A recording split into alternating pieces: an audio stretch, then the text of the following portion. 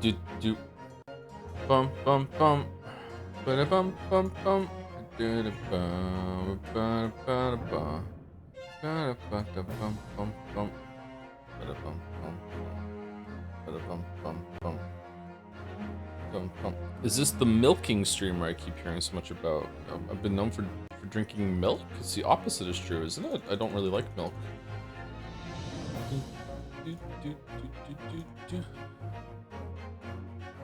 Excuse me.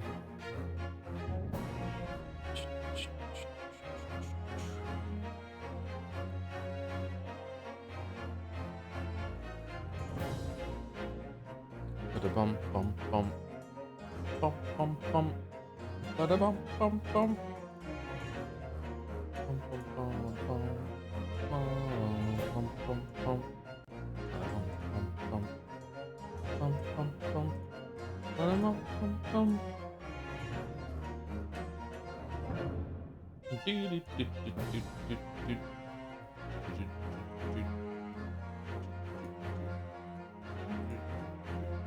Gonna sneeze. Feel it. I feel the sneeze. I feel it coming.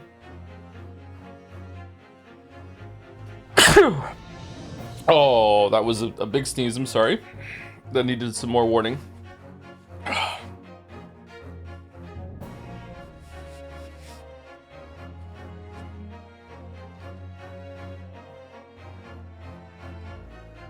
Bum, bum, bum. Hello, Tom. Hello, how's it going?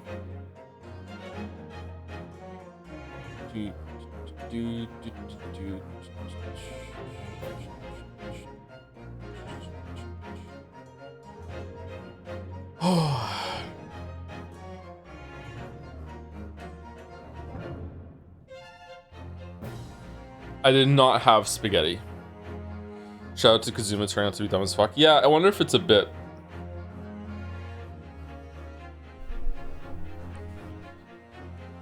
I'm not lying. I did not have spaghetti. I was too hungry to go to the grocery store to get everything with spaghetti, so I just put some fish in the air fryer and I just had some of that. And then after that, I got so tired that I went to bed at around 10:30. And I didn't fall asleep for 6 hours. Was the fish good? It was alright. Where's the potato? Potato was today. I had some potato before stream. What kind of fish? It was haddock. My favorite fish. But I've only had a couple of fishes in my life, to be honest with you. I think I've had salmon, I've had haddock, I've had cod, I've had the other one, halibut. Halibut's my favorite, not haddock. Sorry, I get the H fish mixed up. Yep. Fish should have fewer H's. I think halibut's my favorite.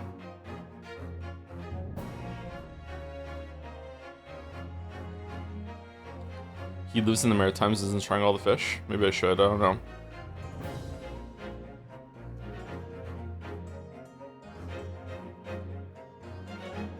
I'm such a pampered, like, modern man baby that the idea of having, like, fresh caught fish makes me nervous in some way. Like, if it wasn't, like, meticulously farmed in some, like, fucking misery machine, and we know where the animal has been its entire life, then maybe I don't want to eat it, you know? Like,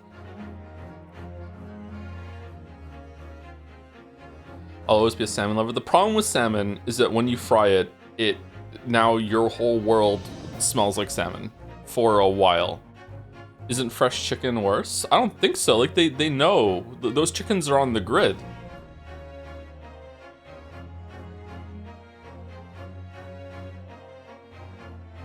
I fried salmon at the house once, and the kids still talk about it to this day.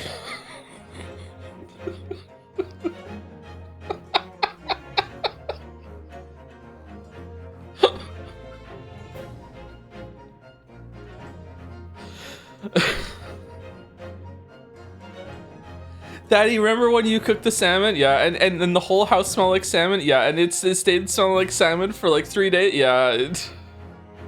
Wait, in a good way or a bad way? In a bad way. They said it stunk. They're like, no. And by the kids talk about it this day, I mean Kate, because Kate never forgets anything.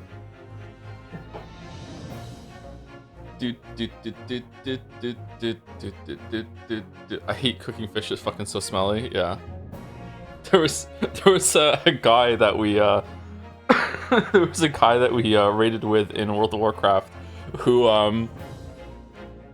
was allergic to fish, but his family loved fish. So a couple times a week, he would just be like sitting on vent with us, being like, "I have to open all the fucking windows and make sure it's ventilated because they're cooking fish downstairs again, and I'm allergic to it. And, I feel my throat swelling up." It's just, they just kept fucking cooking the fish.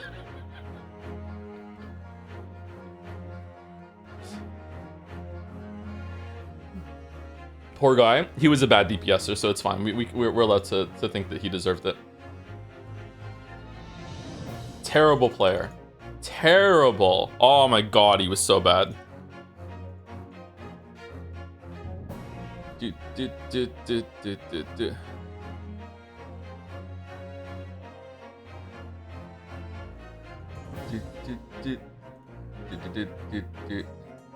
Bum bum bum. Beep beep beep boop. Beep beep beep boop boop. Sorry, Teddy. Only humans have only people have human rights. Maybe better if the fish didn't keep cutting off oxygen. That's true. Yeah, that is a good point. Yeah. Okay. You know, when you're right, you're right.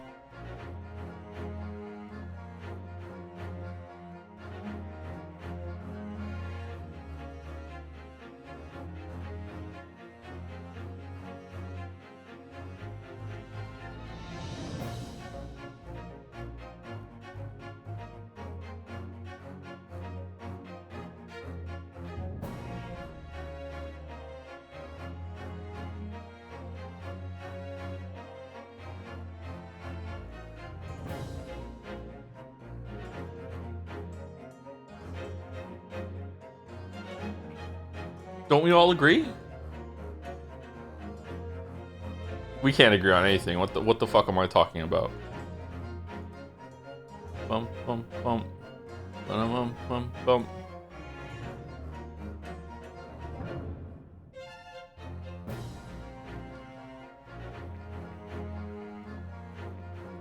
No, you're right.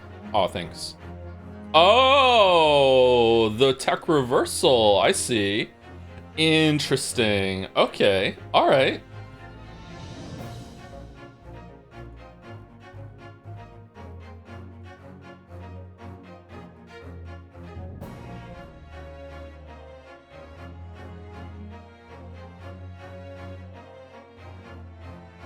Running in Terraforming Titans, and it's not going well. I didn't play it all yesterday. I'm trying to find the best balance of percentage of workers to make it like just auto build all the way to the end for me, and it's just I just can't get it. Please do watch that microwaving fish at work video. Like right now?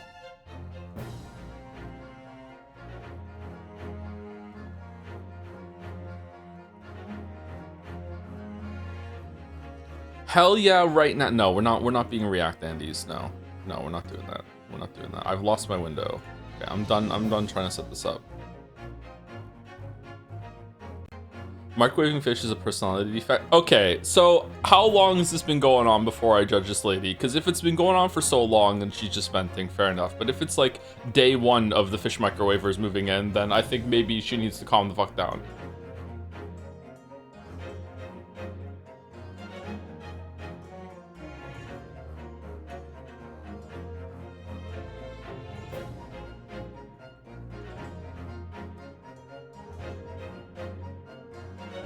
Man, I won't even cook certain foods at certain times here in my shared building. Like, you know, no one lives with me, but like there's people below and above me, and I feel bad about that.